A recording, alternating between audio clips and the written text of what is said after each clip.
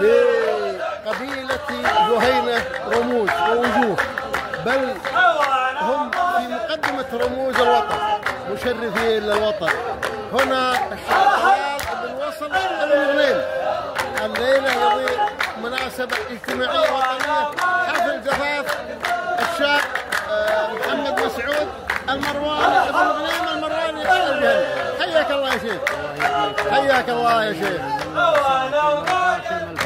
الله يبارك فيك، الله يبارك فيك. انتم الحاضرين اللي جايين من بعيد ونقول لكم مرحبا ملايين.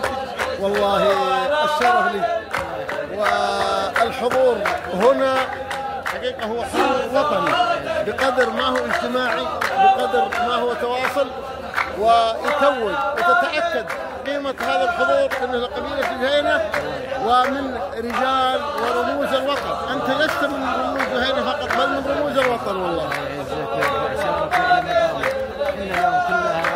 كل أبناء القبائل وعوائله قبيلة واحدة اسمها المملكة العربية السعودية، قائدها سلمان بن عبد العزيز وولي عهده محمد بن سلمان، أدام الله عليهم الصحة والعافية وحفظهم من كل شيء.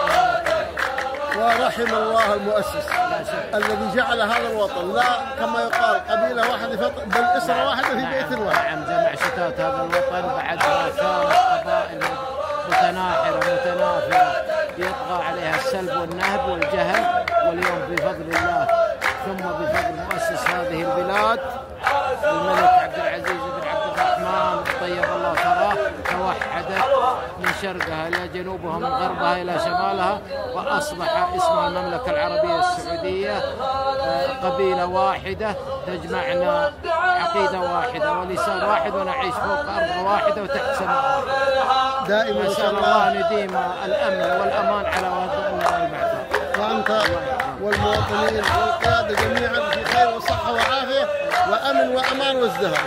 حياكم.